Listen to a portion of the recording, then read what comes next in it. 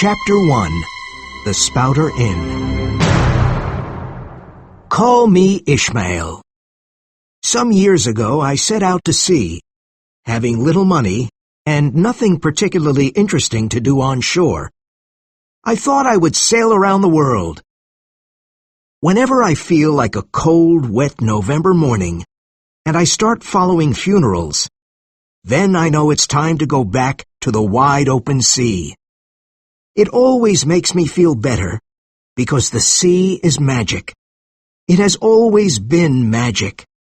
It is an endless source of life and mystery.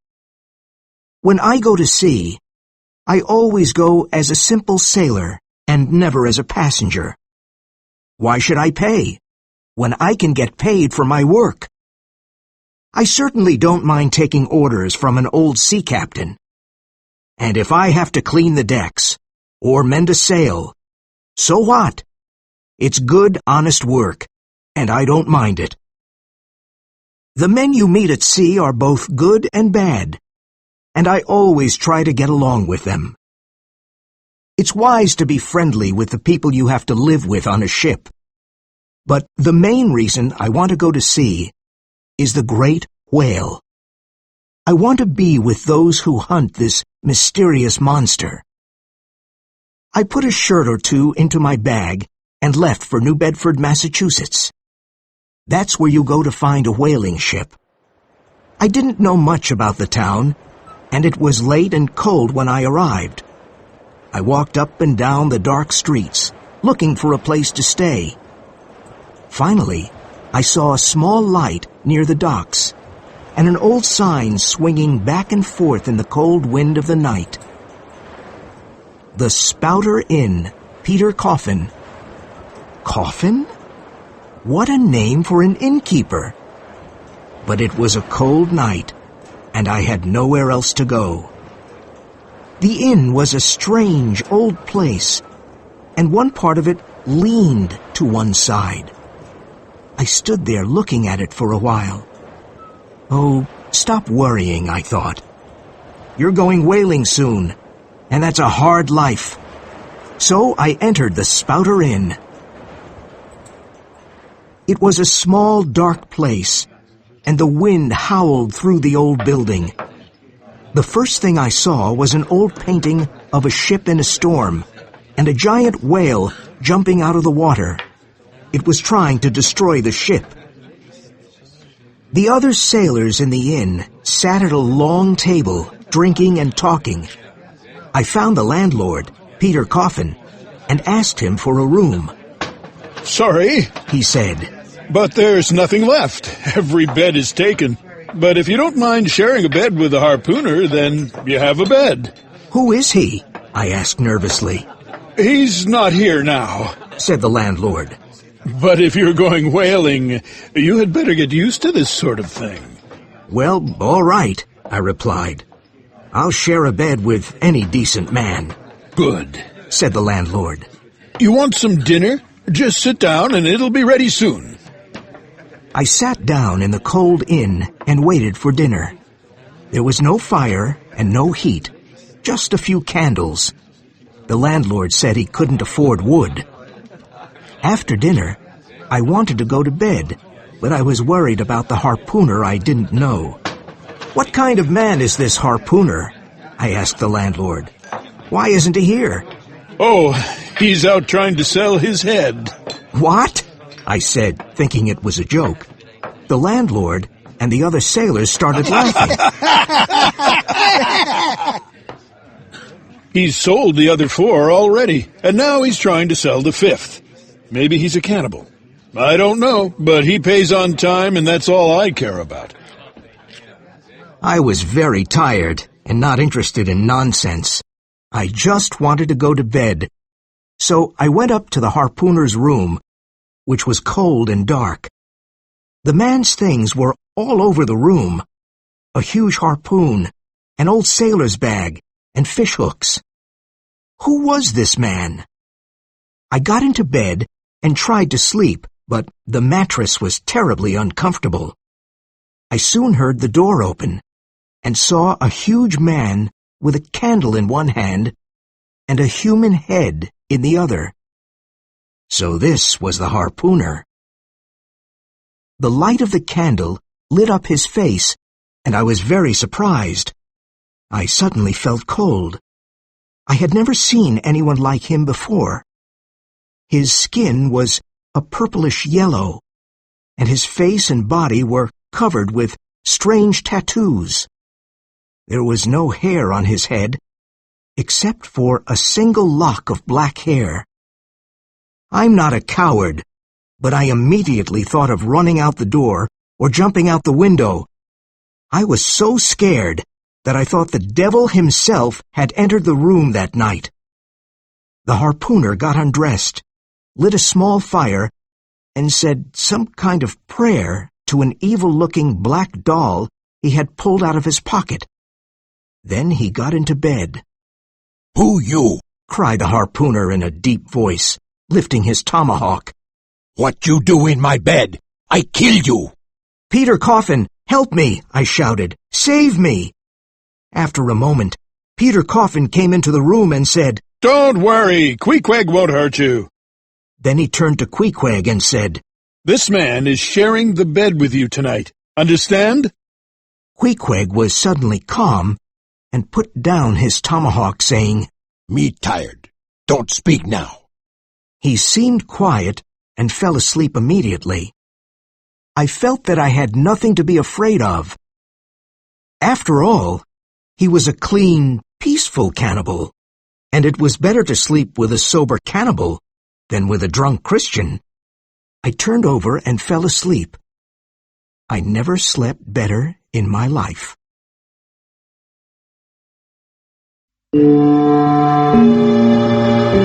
Chapter 2. The Pequod. Bright sunlight entered the room the next morning, and I could hear the sound of carriages and people outside. Queequeg was shaving with the head of his harpoon. I thought this was very strange, but later I learned that harpoons were very sharp. Queequeg did not say much, but he was gentle and polite, and we soon felt like old friends. We went down to breakfast together and saw many other whalers having breakfast. I had some bread and butter with a cup of hot coffee, but Queequeg only ate beefsteaks, and plenty of them. After breakfast, I wanted to go to church. I didn't think Queequeg was interested in going to church, but to my surprise, when I got to the chapel, Queequeg was there. Almost every sailor visits the whaleman's chapel before sailing. As we waited for the Reverend, I read some of the memorials to sailors lost at sea. They all began with, "Sacred to the memory of." I read one memorial that made me tremble. "Sacred to the memory of the late Captain Ezekiel Hardy, who was killed by a sperm whale off the coast of Japan, August 3rd, 1833. I wanted to hunt and kill whales, but I didn't want whales to hunt and kill me. Would I have the same fate as Captain Hardy? I was pleased to see the Reverend go to the pulpit. It was a strange pulpit, because it was built like the bow of a ship, and the Reverend climbed up to it on a rope ladder. Father Mapple was the Reverend's name, and he was loved by all the whalers. He had been a whaler himself many years ago when he was younger. Today, his sermon was about Jonah, who was swallowed by a whale. Very appropriate, I thought, and frightening. We returned to the Spouter Inn and sat in front of a warm fire. I sat there watching Queequeg thoughtfully. In spite of his strange color and tattooed face and body, he was a dignified, pleasant person. You can't hide a man's soul, and under all those tattoos, I could see a simple, honest heart and a kind soul. Here was a man far away from home, in a world so different from his own, who was serene and peaceful. He looked wild, and yet I began to feel mysteriously attracted towards him. I'll try a pagan friend, I thought, since Christian friends were often quite disappointing. I asked Queequeg about himself, and he told me that he was a native of Kokovoko, an island in the South Pacific. He was related to the royal family there, but he did not want to be a king one day. He wanted a life of adventure. He decided to join a whaling ship that was visiting the island, and one night he left home and went on board the ship. He learned many things about life at sea and became an excellent harpooner after sailing around the world 3 times. After living with Christians, he also learned that they could be as bad as the people they were trying to convert. We felt true affection for each other and became good friends. Ishmael, Queequeg, and Yoho, his little black idol. The next morning, we took a boat to the port of Nantucket, because that was where we could sign up with a whaling ship. Choosing a whaling ship was an important decision, because we would be at sea for the next 3 years. Queequeg was not worried about choosing the right ship. He said his little black idol told him that it was my responsibility. At the port, there were 3 ships to choose from. There was the Devil Dam, not a good name. Then there was the Titbit, but I chose the Pequod, named after an old Indian tribe of Massachusetts. "Look at that old ship," I said to Queequeg. "It's a noble ship. It's our ship." Queequeg simply nodded, and we went aboard to sign up. We met a tough-looking young man. "Ahoy," I said. "Are you the captain of the ship?" No, answered the young man.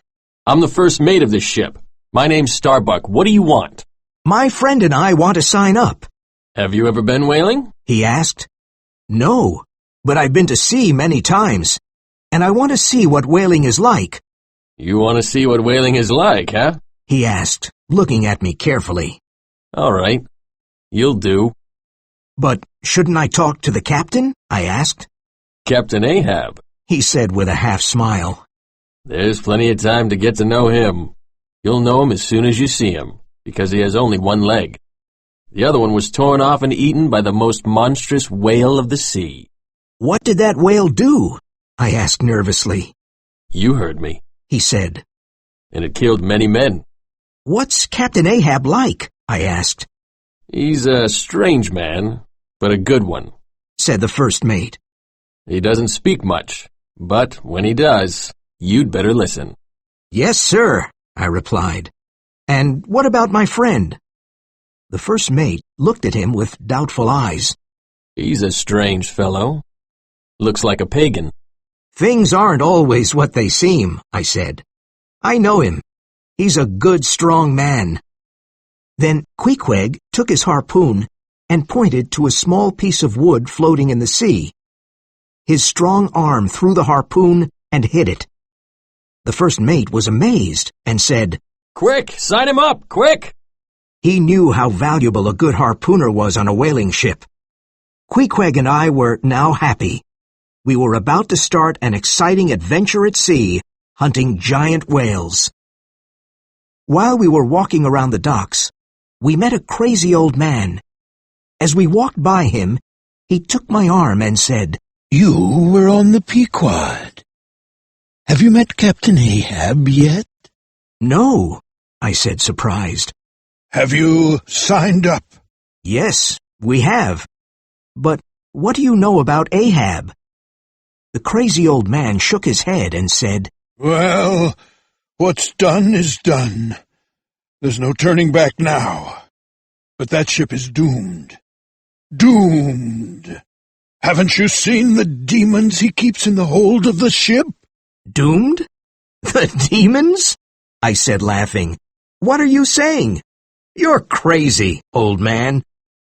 He looked at us with his wild eyes and said softly, God have mercy on you. "What nonsense," I told myself. As Queequeg and I hurried away, I turned around and asked, "But who are you?" I'm Elijah, he said. The name of a prophet, I thought nervously. But I pushed the man and his prophecy out of my mind.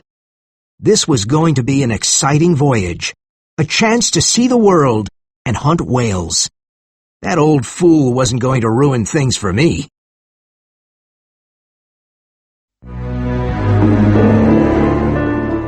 Chapter 3. Captain Ahab. The Pequod was scheduled to sail on Christmas Day, and there was a lot of work to do before. We were getting ready for a 3-year voyage. There were supplies to load, beef, bread, and water, sails to mend, and decks to clean. Ships like the Pequod were not owned by one rich man or by the captain. They were owned by whole towns, by old sailors, widows, reverends, shopkeepers, school teachers. Each person owned a small part of the ship. So when a ship like the Pequod went off to sea, the voyage had to be a success, because the livelihood of many people depended on it.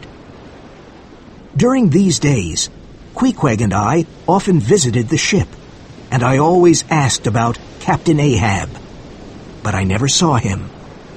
Starbuck, the first mate, said he was ill, but he was slowly getting better. We sailed from Nantucket on a cold Christmas morning, and I had still not seen the mysterious Captain Ahab. The longer he stayed in his cabin and remained invisible, the greater our surprise and curiosity. We heard him, though. At night, as we were swinging in our hammocks trying to sleep, we could hear Captain Ahab walking up and down on the deck above us. He made a strange sound when he walked, because he had a peg leg.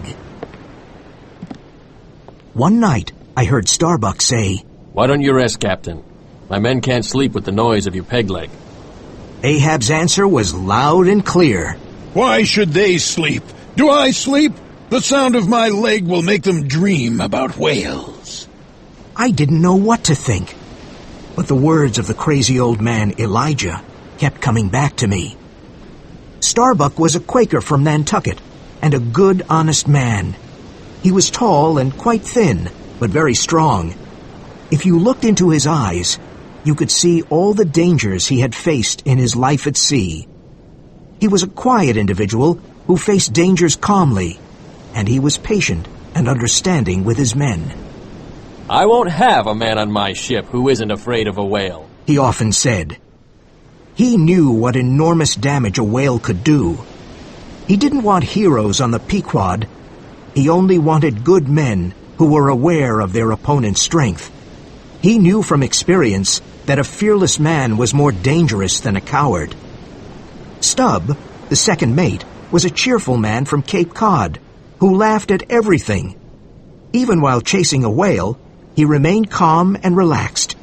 His pipe was never far from his lips, and he kept a dozen of them near his hammock. Flask, a short, robust young man from Martha's Vineyard, was the third mate. For him, whale hunting was a big joke, and the whale was just like an enormous water rat. Flask had fun chasing whales around the world. Starbuck, Stubb, and Flask were much more than just mates on the Pequod.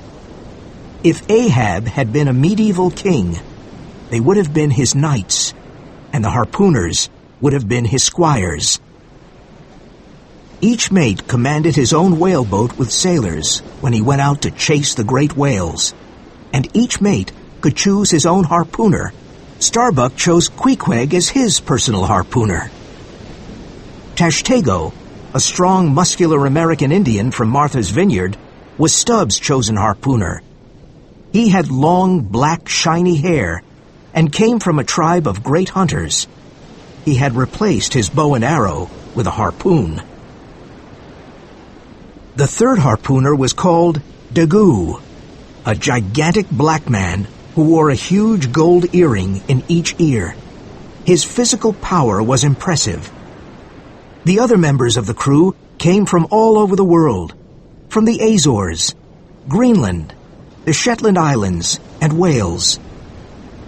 And so we set off on Christmas morning, thinking about what would happen during this long 3-year voyage. I was proud to be on the Pequod with these brave whalers, and happy to be learning this honorable profession. Several days passed as we sailed through the icy dark waters of the North Atlantic. But we had not seen Captain Ahab yet. He remained in his cabin. Then one morning, I looked up at the deck, and there he was. Captain Ahab at last. His tall, strong body looked like it was made of bronze. He was all dressed in black, except for his white peg leg, a grim figure. His face, wrinkled after years of sun, wind, and seawater, was long and without expression. It was ruined, too, by a long scar that ran from his forehead down his cheek and neck and disappeared under his collar. Did the scar go all the way to his feet? There were rumors that the scar had been made during a battle at sea. I learned that the ship's carpenter had made the peg leg from the bone of a sperm whale. Ahab placed his peg leg in a special hole on the quarterdeck. This kept him balanced when the ship was in rough waters. In spite of his peg leg, Captain Ahab stood straight and looked ahead. His face showed immense pain. He spoke to no one, and no one spoke to him. After standing for a while on the deck, he went back to his cabin. As the weather got better, and the ice and icebergs were behind us, we saw more and more of our captain. When we started sailing in tropical waters, the hard, icy expression on his face seemed to melt.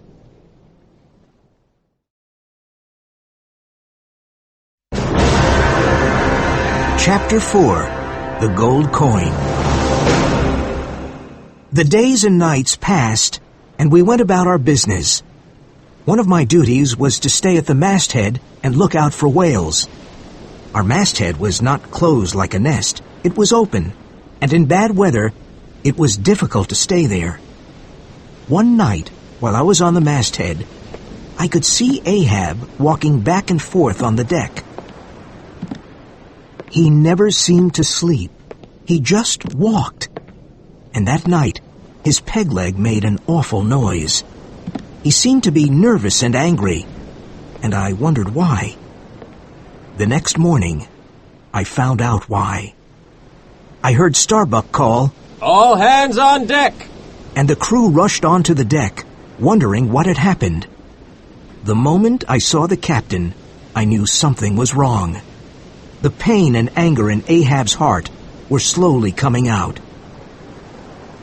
He put his peg leg into the hole in the deck, and when he was perfectly balanced, he cried out, Tell me, men, what do you do when you see a whale? Shout out, sir! cried the crew, looking up at the captain. Good. He cried. Then what? We lower the boats and go after him! Ahab looked at us with fierce satisfaction and suddenly pulled out a large gold coin. Here is a Spanish gold coin, a $16 piece. Do you see it? Mr. Starbuck, give me the hammer. He placed the shiny gold coin on the main mast and put a nail through it.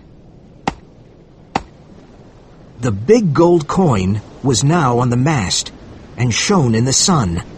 Whoever sees the white whale first will get the gold coin, cried Ahab. Hurrah! cried the men. Now, listen to me. This is not an ordinary white whale. The whale I'm looking for is a white-headed sperm whale with a wrinkled brow and a crooked jaw. There are 3 holes in its tail and a twisted harpoon in its hump. That's my harpoon. He paused and looked at our excited faces. Remember, it's a white whale I want. White! I must have it. Look carefully for it. Even if you see a bubble of water, shout out. And if it is the whale I'm looking for, the gold coin is yours. The crew cheered again and stared at the shiny gold coin. Yay! Captain Ahab, Said Tashtigo. is that white whale called Moby Dick? Yes! Shouted Ahab fiercely. Do you know the white whale then, Tash? Yes. Replied Tashtigo. He has a strange way of diving. I know him too, said Dagu. His spout is big and looks like a fountain. I saw him, said Queequeg. He has many harpoons in his body. A strange smile crossed Ahab's face. A crazy, evil smile that scared me. Yes, you've seen him. You've seen Moby Dick. Captain Ahab, said Starbuck, looking at the captain cautiously. wasn't this the whale that took off your leg? Who told you that? Asked Ahab, his smile disappearing. Yes, Starbuck. It was Moby Dick who took off my leg. It was that horrid white whale. And he let out a cry like a hurt animal. Ah! He lifted his long arms, looked up at the sky, and cried, I'll chase him around the Cape of Good Hope to Cape Horn. I'll follow him all over the seas of the world until he spouts black blood. Fire burned in his eyes, and he stared at each one of us. This is why you men are here. To chase Moby Dick all over the world and hunt him until he dies. Are you brave enough to do this? Are you with me? Yes, we are! Shouted the harpooners and the sailors, who were excited and ready to hunt the terrible beast. We'll keep a sharp eye and a sharp harpoon as well, said one of the harpooners. God bless you, men, said Ahab, his voice shaking. The men cheered. Yay! But Starbuck did not. His face was grim. Why such a sad face, Mr. Starbuck? Aren't you brave enough to chase the white whale? Asked Ahab suspiciously. Oh, Replied Starbuck. I'm brave enough to face his crooked jaw and the jaws of death too. But I came on board this ship to hunt all whales, not just one whale. I didn't come here to satisfy my captain's revenge. I came here to hunt whales for their oil. That's my business, whale oil. And I'm here to make money on it. How many barrels of whale oil can we make on only one white whale? Money? Is that what's worrying you? Money? Oh, my revenge will make me richer here. Cried Ahab, hitting his chest. That whale attacked you because it was his animal instinct. But you want him out of cruelty and revenge. That is madness. Cried Starbuck. Madness! Roared Ahab. Listen to me, man. Moby Dick looks like a stupid animal, but he's not. He's evil, and that is what I hate. God help us, murmured Starbuck. Moby Dick is in my mind every moment of the day. He's in my dreams. His existence insults me. I'd strike the sun if it insulted me. White is the color of evil. Ghosts, skeletons, masks, they're all white. Moby Dick's white, and he's evil.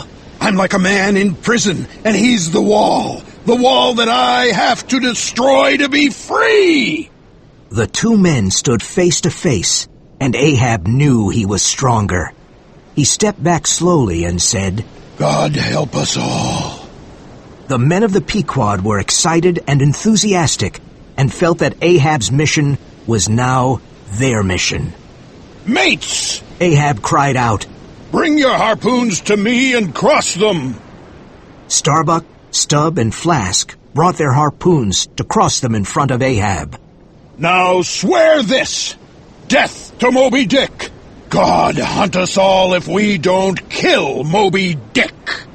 Ahab then turned to the harpooners and said, Now, harpooners, use the heads of your harpoons as cups and drink to the death of Moby Dick. Before going to his cabin, Ahab turned back and said to all of us, Remember that you have all made a promise. I trembled at the thought of what had happened. Captain Ahab was madness itself, and we had sworn to his madness. I, Ishmael, was one of that crew, and my shouts had gone up with the rest. I had sworn too.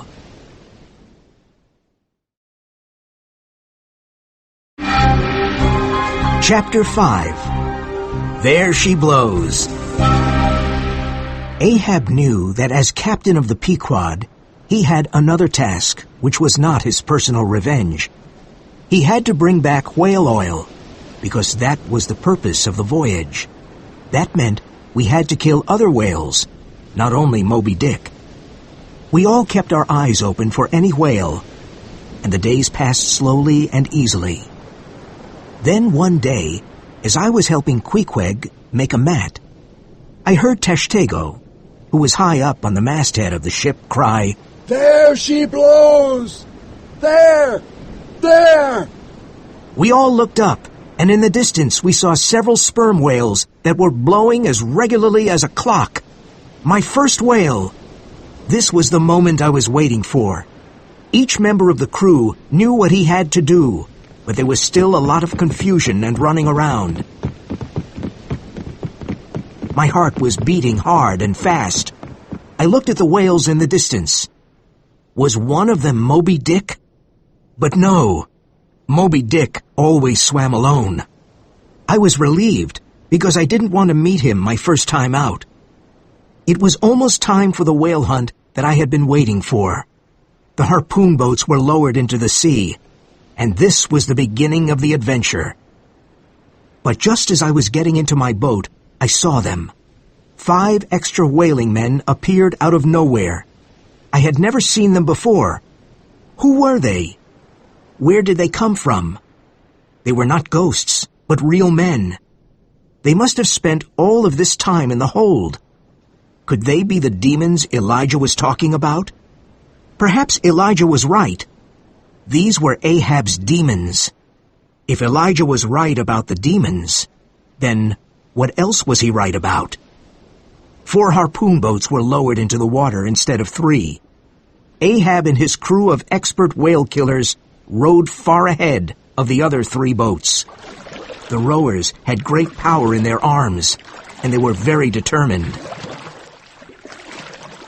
I learned later that one of these men was a Persian called Fedallah, Ahab's personal harpooner. He was tall and dark and wore an old black Chinese jacket, black trousers, and a white turban on his head. He was a mysterious figure. The other 4 looked like natives of the Philippines. Starbuck was the master of my boat, and he stood at the stern and shouted his orders. I suddenly felt afraid and confused away from the ship. I was at eye level with the sea, and there was fog and mist everywhere. This was the whale's world, and I was in it. Everything at that moment seemed impressive to me. How could these men possibly hunt and kill the biggest creature in the sea? The 3 boats moved forward, and Starbuck, Stubb, and Flask were telling their men to row faster and faster. I was rowing as fast as I could, but I noticed that there was a lot of competition between the boats and the mates. And, of course, the Filipinos were far ahead of us. The whales swam as fast as we rowed. They were like arrows shooting through the dark water. Would we ever reach them? Come on, men! Shouted Starbuck. Get those muscles moving! I wanted our boat to be the first to reach the whales, but my back and legs started hurting. Then a storm arrived from the north, and it started raining hard, and the waves grew bigger, so it was harder to row. I had never rowed in such an angry sea with the waves crashing into our little boat. How could we reach the whales when we could hardly row? And in spite of the increasing danger, in the back of our minds was the shiny gold coin nailed to the mast of the Pequod. There's his hump! Said Starbuck to Queequeg. Give it to him! Suddenly a sperm whale, a creature of incredible size, came to the surface next to our boat. At the same time, the rain became much stronger, and we could hardly see anything. Queequeg bravely threw his harpoon at the whale, but his hand was wet with rain, and he missed it. So the great creature we had tried to kill escaped back down into the deep, dark waters. Suddenly, our oars flew away, and we were lifted and then thrown back into the wild waves of the sea. Miraculously, our boat did not break, but it was full of water. The cold water left us confused, and we couldn't speak. The world around us had become a curtain of white fog. Where was the Pequod, and how could we get there since we were surrounded by thick white fog? The wind blew loudly, and the storm got worse. We sat trembling in the boat, half filled with water. Suddenly, Queequeg jumped to his feet and put his hand to his ear. Then we all heard the Pequod approaching. It almost crushed our boat with us in it. We jumped out, and the Pequod sailed right over our boat. We then swam as hard as we could to reach the ship. I was the last man to be pulled onto the ship. I fell onto the deck and was happy to be alive. I saw Queequeg and said, "Does this sort of thing happen very often?" Yes. He answered without much emotion. "Did we lose any men?" I asked. No, Said Starbuck. they're all safely on board. The other men were sitting on the deck exhausted, telling their own stories of how they had seen death in the face and how they had swum to safety. I soon realized that each time I went out, I was risking my life. The sea and the whales were powerful and unforgiving, and I was just a man. I decided I had better write my last will and testament. I went below deck with Queequeg, who was my witness, and wrote my will. He put his mark on the bottom of the page, and it became official.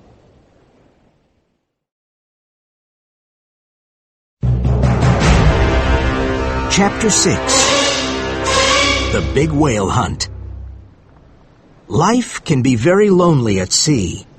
Weeks go by, and you don't see anyone other than the members of the crew. But every now and then, we were lucky enough to meet another ship. One day, southeast of the Cape of Good Hope, we saw another whaler, the Albatross, which was sailing towards home. Everything about the Albatross showed she had spent too many months at sea, too much rough weather, too much sea and salt. She had been away whaling for 4 years, and her crew looked weathered too. The captains of both ships normally stop and talk with one another, and this is called a gam. The gam is a time when the two captains and their crews can exchange a few friendly words and find out about their whaling. But Ahab didn't like gams, because they took time away from hunting Moby Dick, his only thought. So when we saw the Albatross, he shouted, Ahoy! Have you seen the white whale? The captain of the other ship wanted to answer, but his trumpet fell into the sea, so that was the end of the gam. The crew was not happy about this, because the men needed to see and talk to other sailors. As time went on, the white whale began to obsess our minds too. We started seeing it everywhere. One clear blue morning, the Pequod was sailing towards Java through a bright yellow area of plankton. Daggoo thought he saw Moby Dick and shouted, There he is, right ahead, the white whale! Captain Ahab and everyone else rushed to take a look, but to everyone's disappointment, particularly Ahab's, the enormous creature of the sea was a giant squid. This amazing creature was a soft mass of cream-colored flesh with innumerable long arms that grew out of its body and curled and twisted. It slowly disappeared into the deep sea again. What was it? Asked Flask. It was the great squid, the biggest creature in the universe. Few whaling ships have ever seen it, and it's an evil omen, said Starbuck, his eyes wide with horror. But Queequeg didn't agree. No, He said, when you see giant squid, then you quick see whales. Ahab had already gone back to his cabin. The giant squid was not remarkable to him. Nothing held interest for him, only the white whale. Nothing touched his soul, only Moby Dick. The next day, it was extremely hot and still. It was my turn to stand watch, and all was still in that part of the Indian Ocean. I had been on the masthead for hours, and I was growing sleepy. Suddenly, I saw a gigantic sperm whale, its shiny body rolling in the water like an overturned ship. It seemed to be as sleepy as I was. Could it be Moby Dick? I observed it carefully. No, it wasn't white. It wasn't Moby Dick, but it was a majestic creature. There she blows! A sailor cried, and the sleepy ship came to life. Lower the boats! Cried Ahab. I climbed into Stubbs' boat this time and was excited about this new whaling adventure. Today, I could hunt my first whale. The sudden cries of the crew and the movement of the boats probably scared the gigantic creature, and he started swimming away. He spouted majestically a few times, and then suddenly he lifted his tail 40 feet into the air and sank into the deep water. There he goes under, Cried Stubb with his pipe in his mouth. Don't hurry. Take it slowly. We're almost on him now. We rowed with all of our strength. Stand up, Tashtego. Cried Stubb. Give it to him now. Tashtego's muscular arm threw the harpoon, and it struck the whale perfectly.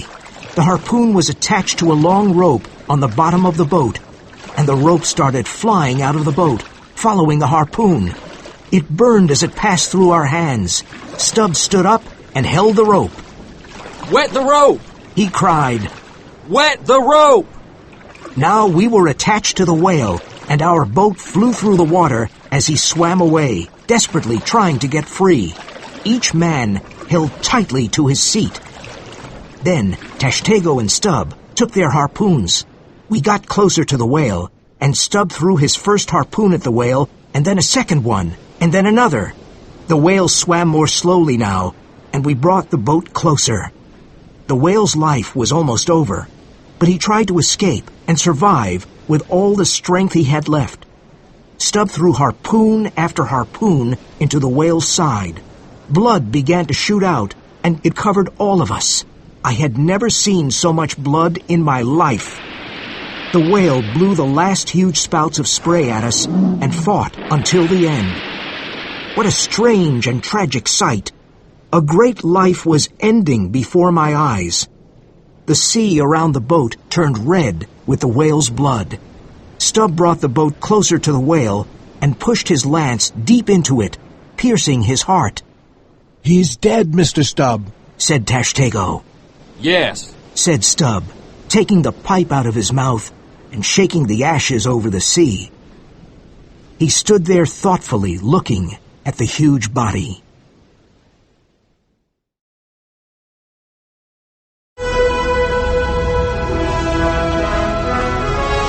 Chapter 7.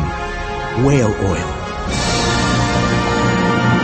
We had finally killed our first whale, but our work had just begun. Now we had to bring the huge corpse back to the Pequod and cut it up. 18 men pulled the whale with 3 small boats. The job was difficult and tiring. We worked hard for hours, but it never seemed to end. When it was dark, we were still pulling the dead body back to the boat. 3 lanterns hanging from the Pequod helped us find our way back to the ship. As soon as we reached it, Ahab looked at the whale with disappointment, because it was not Moby Dick. Tie him up for the night. He ordered angrily and went back to his cabin. Is that all he can say? Said Stubb. Oh, who cares? This was a big day for me. And he laughed. Nothing could make Stubb sad. All right, men. Starbuck shouted. Tie up the whale. We were exhausted after the whale hunt, but we did not stop to rest. We got the heavy chains and started working. First, we tied the head of the whale to the stern of the ship and the tail to the bow. The huge body now rested alongside the Pequod. Tomorrow we can begin cutting up the whale, said Stubb with satisfaction. That night, he had whale steak for dinner. After Stubb's dinner, Queequeg and another sailor went on deck and saw that sharks were beginning to eat the dead body of the whale.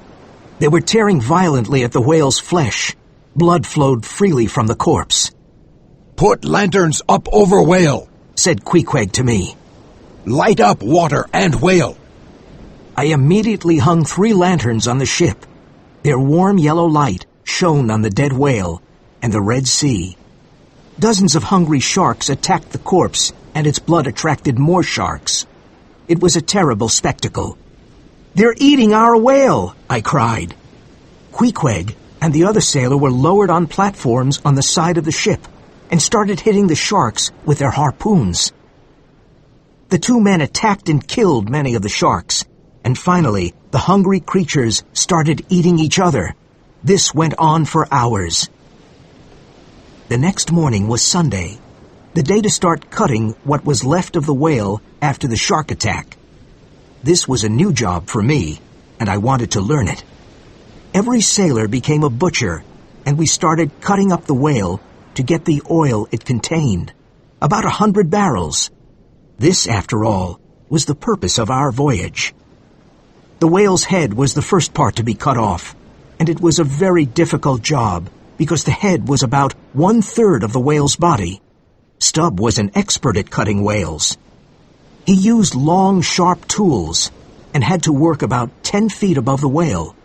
As he worked, the whale was still floating in the rough sea. He cut deep into the creature's body and through the spinal cord.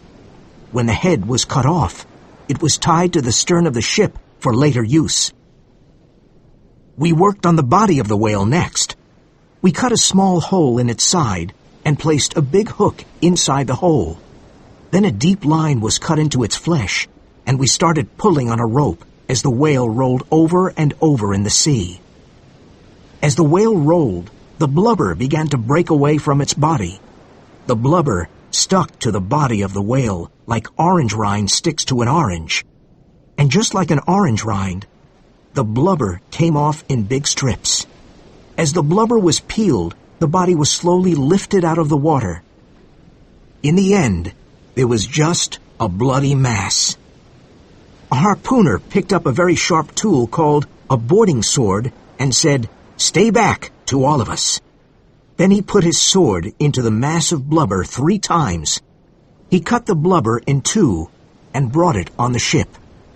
We melted it down to oil, putting the precious liquid into barrels to take home. Now we had to work on the head, an important part of the whale. Inside the head of the sperm whale, there are hundreds of gallons of spermaceti. If a whaler is not skilled, he can lose this precious substance. Tashtigo tied a thick rope around his waist and then lowered himself into the head of the whale. He started looking for the place where the spermaceti was. Tashtigo lowered a bucket inside the head. When he pulled it up, it was full of spermaceti. This work went on for many long hours. One of the whale's eyes stared at me. It was lifeless. How strange, I thought. Our eyes are set in front of our head, and we can see only one image, whatever is in front of us. The whale's eyes are set on both sides of its head, so that it can see 2 different images, one on each side of its head. But people see things only one way, their way. If we could see 2 images instead of one, then perhaps we could see 2 sides to everything. This was Ahab's great problem. His obsession came from the fact that he could only see Moby Dick in one way, as evil. Even though I hunted whales, and I had sworn to help Ahab hunt Moby Dick, I could not see whales in only one way. I could not see them as all bad. As I was thinking, Ahab came on deck and stood by me. He stared at the head of the whale and shook his head. "Oh, head," he said. "You've been to the bottom of all the oceans. You've seen the deepest mysteries of life. Why can't you tell me about them? Why?"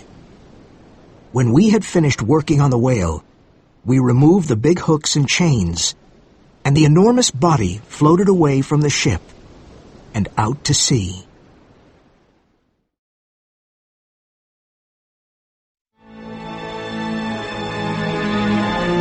Chapter 8.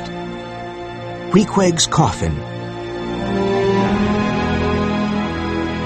The months passed, and we continued hunting whales. Captain Ahab spent most of his time below the deck in his cabin. He studied his charts and maps and the movement of sperm whales. His obsession with Moby Dick filled his days and his nights.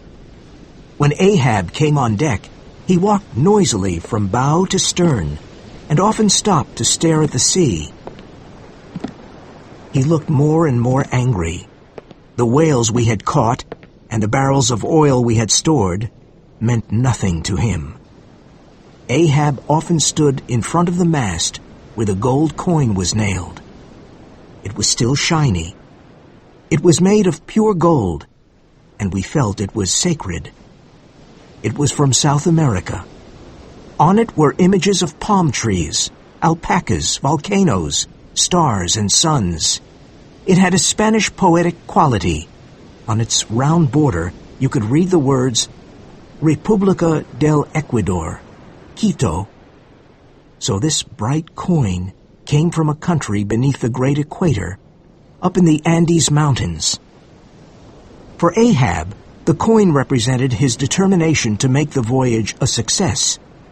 Starbuck, being a religious man, saw the Trinity in the coin. Stubb, instead, saw the signs of the zodiac in it, and the promise of a lot of money. When Flask looked at it, he thought about how many cigars he could buy. It was our good luck charm. It might help us find Moby Dick. One evening, while Ahab was looking at his maps, Starbuck came to his cabin. He was worried and said, "We have a serious problem, Captain. The barrels of oil are leaking. They're losing precious whale oil. We have to check all of the barrels." Let the barrels leak, I don't care, said Ahab. "You don't care?" cried Starbuck in despair. "What will the owners say, sir? When we return to Nantucket after this long voyage, the owners will want to see whale oil barrels full of whale oil. We don't have a choice. We have to check all of the barrels. That way we can see which barrels are leaking and mend them." Starbuck's face was bright red. It will take too long, Ahab cried angrily. We're approaching Japan soon, and my maps say we are sure to find Moby Dick in those waters. We're not stopping to fix some old barrels. "We've traveled over 20,000 miles to find this oil. We can't lose it now," said Starbuck, trying to be calm. At this point, Ahab lost control and pulled a gun from the rack on the wall and pointed it at Starbuck. Ahab was furious and said, Remember, there is one God to rule over the earth, and there is one captain to rule over this ship, and I am the Lord and Master here. Now go! Starbuck stared bravely at his captain and said, "I could tell you to beware of me, but you would laugh. But I'm telling you to beware of yourself. You are your greatest enemy." Starbuck turned around and started walking away. Ahab called out, You talk bravely, but I see you still obey me. Starbuck continued walking away. Ahab then spoke to himself. You think I'm my greatest enemy? Yes, there's truth in that. Then he called Starbuck back. Starbuck, he said in a sad, low voice. You're a good man. Tell the mates to empty the hold where the barrels are and find the leaks. Go. Ahab put the gun back on the rack. Starbuck ordered the crew to bring the barrels out of the hold, and everyone worked to find the barrels which were leaking. It was a hard job to move and examine all the heavy barrels. It was terribly hot and damp in the hold. Queequeg put all of his strength into his work and soon became very ill with a high fever. "What's wrong, Queequeg?" I asked. But he could not hear me. He had a strange look on his face as he lay on the deck. "Queequeg, say something to me," I said nervously. I felt his forehead, and it was burning and wet with sweat. I helped him to his feet, and another crew member and I took him to his hammock. He had never been ill before. "I'm going to get the ship's doctor," I said. No, said Queequeg with a weak voice. get carpenter for me. "The carpenter? Are you crazy?" Get carpenter. he repeated. "Please tell me why," I said. Queequeg explained that he had once seen coffins in Nantucket, and they reminded him of the funeral canoes of his people. He liked this idea because on his island, people were sent out to sea in a canoe when they died. When a sailor died at sea, his body was put inside his hammock and then thrown into the water, where he was usually eaten by sharks. Queequeg did not want this to happen to him. Get carpenter, He said again. he make my canoe. I did not want my dear friend to die, but I did not want him to get upset. So I called the ship's carpenter, and he carefully took Queequeg's measurements and built him a coffin. When it was ready, Queequeg got inside because he wanted to try it out. Inside he had a paddle for his trip to the other world, and his little idol, Yoho. Then he asked for the steel head of his harpoon. He closed his eyes peacefully and lay still inside his new coffin. I knelt down beside him and felt terribly sad and lonely. I thought about our wonderful friendship. I did not want it to end like this. How could Queequeg possibly die? He was the strongest man on the Pequod. He had saved many men from death. Was this his time to die? A young sailor played the tambourine, and it sounded like Queequeg's funeral march. I have discovered that there is a big difference between primitive people and modern people. Modern people get sick, and sometimes it takes them many months to get well. But primitive people can easily get better in a day. Luckily, that is what happened to Queequeg. He suddenly got up from his coffin and climbed out. Queequeg not dead. He said with a loud voice. I remember something Queequeg not do. Queequeg die another day. He got better as quickly as he got sick, and we could not understand why. We asked him if dying depended on our will, and his answer was, Certainly. We were very surprised and happy that he was well again. His coffin became a sea chest where he kept his clothes and his idol Yoho. He even started decorating the top of the coffin with the same strange designs he had on his body.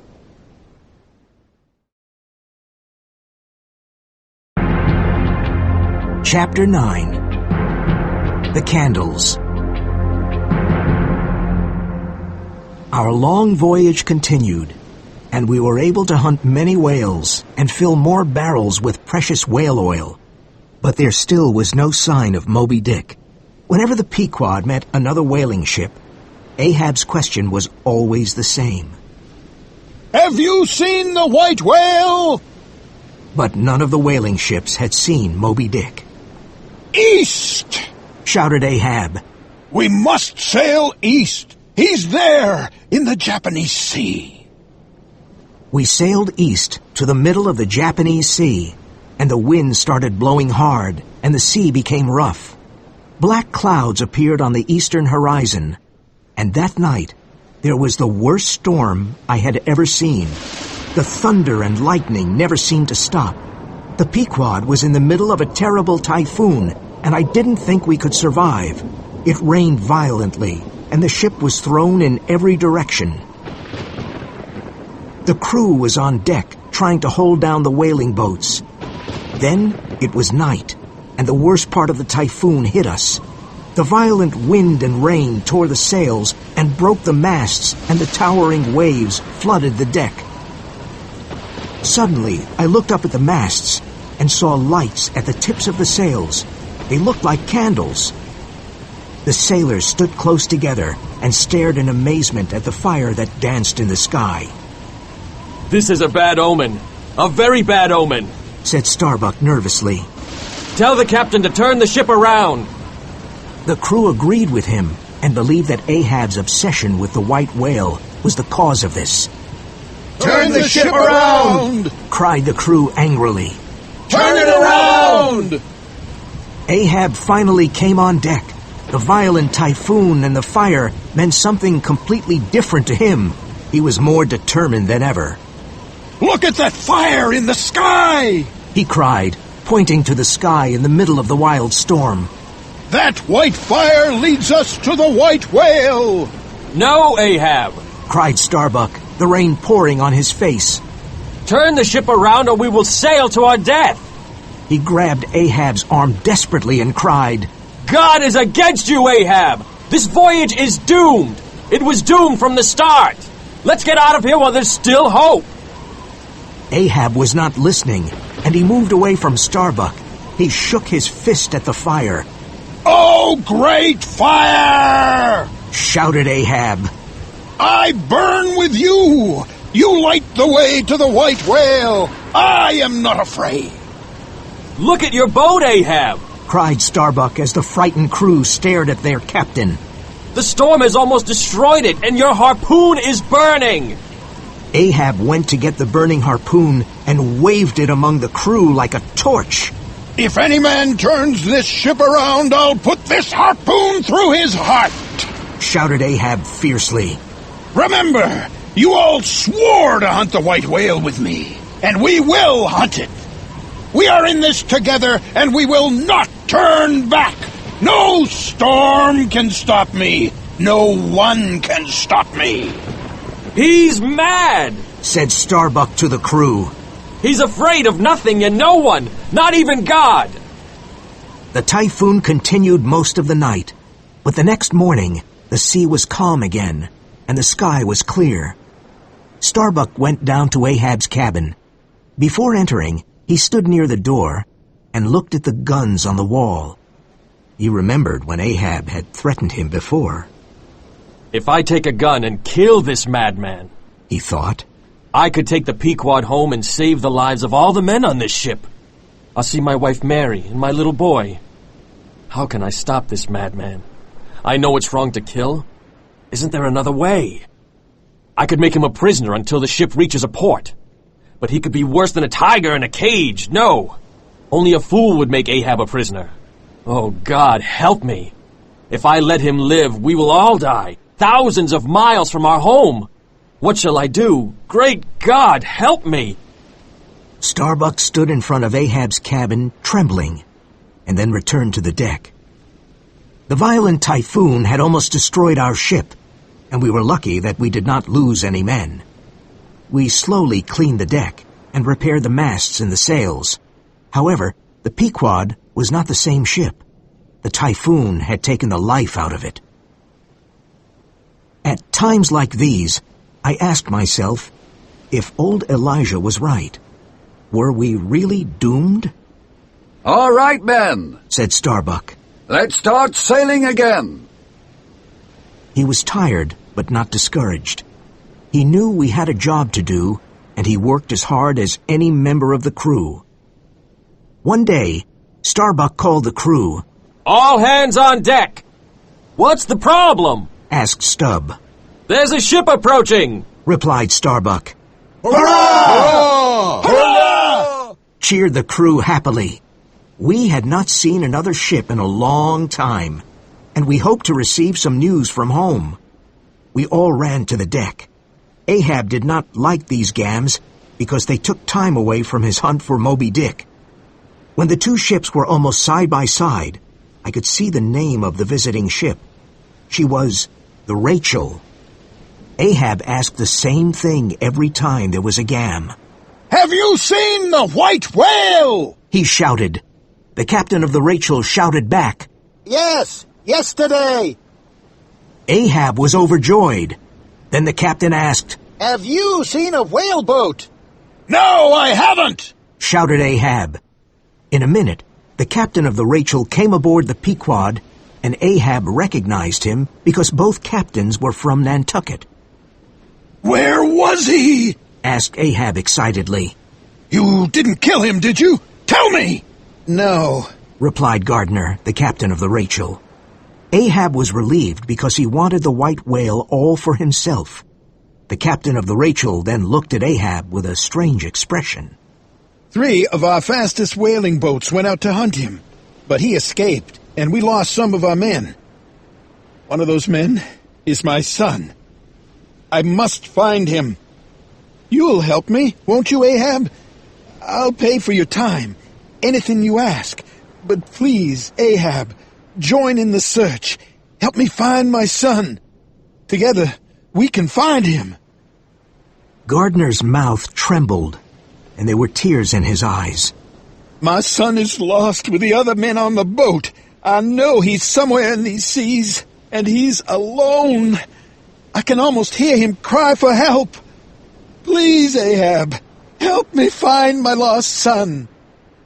Ahab stood as cold as stone. I would do the same for you if your son were lost. I won't go until you say yes, Gardner cried. So Ahab has a son and a wife, I thought. I could hardly believe that such a man had a family at home, waiting for his return. Captain Gardner, I won't do it. I have no time for such matters. The white whale is near, and I must hunt him. I'm sorry about your problem, but I can't help you. Gardner was very disappointed and returned to his ship. We could not believe what we had just heard. Ahab had lost all humanity. What had he become? But none of us could say a word. The two ships went their separate ways, the Pequod to hunt the white whale, and the Rachel to find Gardner's lost son. After a few days, Ahab was on deck staring at the blue, cloudless horizon while Starbuck stood next to him. Oh, Starbuck, said Ahab. It's such a beautiful day. My first day at sea, 40 years ago, was like this. 40 years have passed. 40 years of whaling. When I think of the life I've led, the hard work, the loneliness, the hunger and thirst, the hot and cold. I married my wife between voyages, and have been away from my family most of the time. Starbuck, look at me. Do I look as old as I feel? Starbuck was amazed by Ahab's words, and so was I. Oh, my captain! Cried Starbuck hopefully. You have a heart after all. I have a wife and child too. Oh, Ahab, let's go home to our families. Let's go back to Nantucket. Turn the ship around. Ahab looked at the sea and asked, What is it that drives me on? Is it me, or is it God? Is this my fate? Must I hunt the white whale? He paused for a moment, and then cried. No! Ahab must go on. The white whale is my fate. Starbuck had lost all hope. Ahab was a victim of his madness.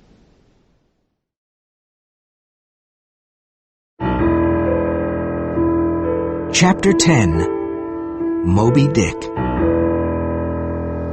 It was the night of the beautiful day, and Ahab was on deck, sniffing the sea air, trying to catch the smell of a whale. Suddenly, his eyes glowed like fire, and he cried, I'm going up to the masthead. I smell the white whale. The crew pulled him up in a kind of basket to the masthead, and then we heard a cry. There she blows! There she blows! A hump like a snowy hill! It's Moby Dick!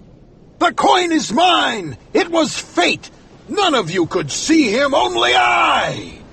Ahab had seen the white whale before anyone else, and the gold coin was his. But I saw him almost at the same instant that Captain Ahab did, and I cried out, said Tashtego. None of you saw it when I saw it! No! The gold coin is mine! Moby Dick is mine! Cried Ahab. Lower me quickly, Mr. Starbuck! Lower 3 boats! And lower mine too, Mr. Starbuck! I stared at the sea and couldn't believe what was happening. As the whale rose, we could all see every wrinkle on his huge white forehead, his crooked jaw, his mouth, and every twisted harpoon on his milk-white back. Ishmael, Called Starbuck. help us lower the boats. We lowered the boats, and we were in the water for the biggest hunt of our lives. Ahab was in his boat with his personal harpooner, Fedallah, and his crew of Filipinos. A flock of seagulls flew over the white giant as he swam joyfully in the green-blue sea. Was this gentle giant the killer of so many men? Perhaps he sensed the approaching danger because he suddenly disappeared deep into the sea. He's sounded! Shouted Ahab excitedly. But he'll come back, and when he does, I'll be ready for him! We all waited. The sea looked like glass, and nothing moved. An hour passed, and there was still no sign of the white whale. We continued waiting, but nothing happened. Ahab leaned over his boat and stared into the depths of the sea, and I did the same. I was sure we had lost the white giant because I could see nothing but blackness. But Ahab saw something, a small white spot deep in the water. He continued staring at it, and the white spot grew bigger. A huge, frightening shape was coming up from the depth of the ocean. It rose directly under Ahab's boat. We saw the huge mouth coming out of the sea like an open tomb. Moby Dick suddenly broke the surface of the water, and Ahab's boat was thrown into the air. Ahab lost his harpoon, and he and his men were thrown from the boat. Moby Dick began swimming around the broken boat as if he were playing an evil game. Ahab was cursing his enemy with the worst possible language as his peg leg pulled him down underwater. Stubbs' boat reached Ahab in time, and he jumped in and rescued Ahab. He pulled his exhausted captain on board his boat. Our boat took on some of the other crew members, while the others swam back to the ship. On the second day, we continued hunting Moby Dick, day and night, never stopping. There she blows! Was Ahab's cry from the masthead. It was the white whale. The boats were lowered, and when the men were close to the white giant, they threw their harpoons into him with all their strength and anger. Moby Dick fought fiercely, moving about violently in the water and making the harpoon ropes cross. Before the ropes could be cut free, he attacked the boats of Stubb and Flask, which crashed together violently. The crews were thrown into the sea. Ahab's boat tried to rescue the men, but Moby Dick smashed his white head against the bottom of Ahab's boat. The boat turned over, and Ahab and his men struggled out from under it. The great white whale seemed satisfied with the destruction he had caused and swam off. The Pequod sent a boat to rescue the crew and pick up the bent harpoons and broken oars. Fedallah had disappeared, and many men were hurt. Ahab's peg leg was broken, and only one sharp piece was left. No bones broken, I hope, sir? Said Stubb, worried. Even with broken bones, old Ahab is ready to fight the whale! The captain cried. No white whale, no man, no devil can touch old Ahab! Get the other boats ready, Mr. Starbuck! I'll circle the world 10 times, yes! And in the end, I'll kill him! The sun set, and through the long hours of the night, everyone was working on the new boats and the new harpoons, while the ship's carpenter was making Ahab a new leg. The morning of the third day was beautiful and calm. Ahab was up in the masthead again, but there was no sign of Moby Dick. Suddenly, we heard Ahab's voice. There she blows! On the horizon, a white iceberg rose out of the sea. It was Moby Dick. My legs felt weak with fear, but the rest of me was alive with excitement. On Starbuck's face, there was nothing but fear of what would happen. I could see the whale moving about violently in the water. He seemed to be warning us to stay away. But we did not stay away. Ahab was ready to hunt the white whale. "Oh, Captain!" cried Starbuck. "It's not too late to go back! Even now on the third day! Moby Dick doesn't want you! You want him!" Lower the boat! Was Ahab's command. When his boat got close to the white whale, we saw a terrible sight. Fadala's dead body tied to Moby Dick's side with the ropes of his own harpoon. When Ahab saw him, the harpoon dropped from his hand. Fadela! He cried, I can see you again, and you have gone before me. Where's the whale? Has he gone down again? Moby Dick moved forward with all his strength. I will turn my body from the sun, Ahab shouted. I will give myself to you. You may destroy everything, but you will not conquer me. I will kill you with my hate. Ahab grabbed his harpoon and threw it into Moby Dick's white flesh with all his anger. But the rope that held the harpoon to the boat caught Ahab's neck, and as Moby Dick swam forward at great speed, the rope pulled Ahab out of the boat in an instant. Ahab was gone. Suddenly I cried out in panic. Moby Dick was swimming towards the Pequod. He wanted to destroy it with all his blind anger, and he did. He smashed into the ship's side, and the crew were sent to their deaths. Within seconds, the Pequod began to sink. But the white whale had not finished his work of destruction. The whale attacked the sinking ship again. Ahab and the Pequod went down to the great depths of the sea together. The waves rolled by as they had always done.